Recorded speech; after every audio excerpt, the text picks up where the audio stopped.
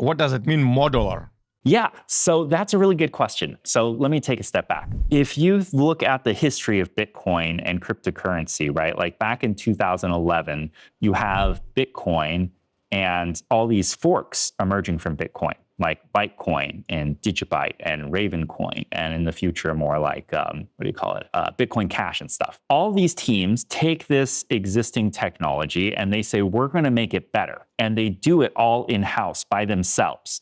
And they build everything from scratch, apart from obviously forking Bitcoin, but everything else from scratch, right? But then when you fast forward to 2024, none of them are really as relevant as Bitcoin anymore, right? In fact, many of them are irrelevant, period. And so these teams, they weren't able to adapt. They built everything in-house. They weren't able to adapt to the changing needs of the users, right? Same thing with Ethereum. Ethereum comes out, and then you see forks of Ethereum and competitors to Ethereum, EOS, Neo, Qtum, all these other things. Everyone's building everything in-house.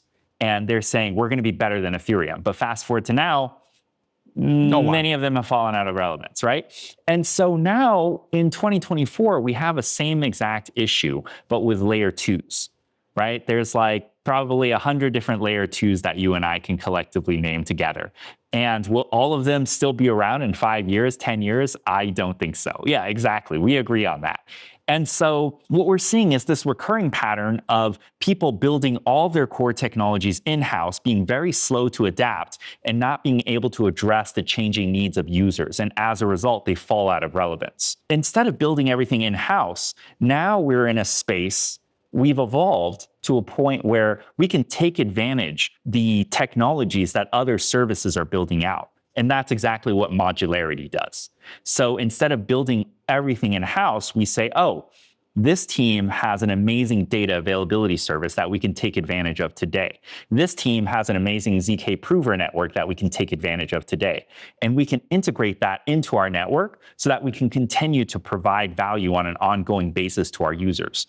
3 years from now, when there's a new product, a new service, a new technology out, if that provides value to the users, we can take advantage of that, plug it into the network, and give it directly to the users as value add to them and their experience on Manta. And I think that modularity is future-proofing the infrastructure development and allowing teams to compete through agility and adaptability rather than just building something that's cool today but may not be cool in 5 years. So that's how I see sort of what modularity is and the advantages that it brings. We were the first to go modular. We're the first modular L2. We're still the largest modular general L2. We started using Celestia for their data availability services pretty much as soon as they went mainnet. And in the first month of using Celestia, we were able to save our users $2 million in gas fees, which translates to roughly about like $20 million per year, right, in gas fees alone.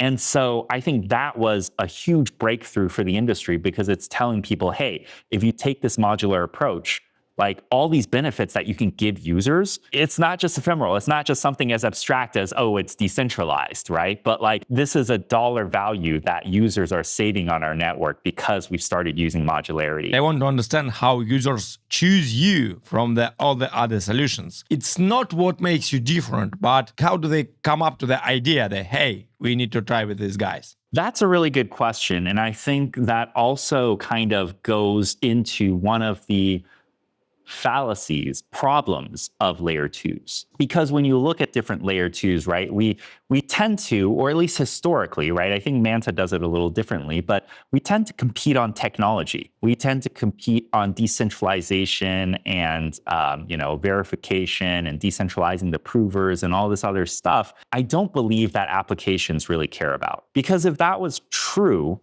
then applications wouldn't be deploying on every single ecosystem, right? Like applications care about growth, they care about users, they care about daily activities. And so that's where I think Manta does things very differently. So our whole pitch to our partners is not, hey, we'll help you become more decentralized, be more secure. I mean, to be honest, all the L2s have basically the same offering here. We help these projects grow. And I would be lying if I said those projects that you're seeing on the ecosystem page are all exclusive to us. They're not. They are in other ecosystems. But I think one of the key differences for us is that we bring in our team and we try to make sure that we grow your success alongside you. And I can give many examples of this. One of the founders that I've actually met at one of the conferences has told me that he's never been in a chat with another L2 where the L2 has more team members in that chat than he does. So we bring more of our team members to help support than some of these teams themselves. And that success is highly demonstrated through some of our success stories. So ZeroLend is a lending protocol that started off on ZK Sync. On ZK Sync, they were, I don't know if they still are, but they were the largest lending protocol. And I think collectively they had about 15 million in TVL over their whole entire lifetime of being on ZK Sync. And they came to Manta and they wanted to work with us. And when we brought them to market with us, within the first 24 hours, we got the same level of TVL for them. And so I think that's a testament to how hard our team works to make sure that these projects that are working with us and putting their bets on us, right, we're also putting our bets on them and helping them succeed. Hey, if you like this video, don't forget to watch a full episode and also check the links in the description below.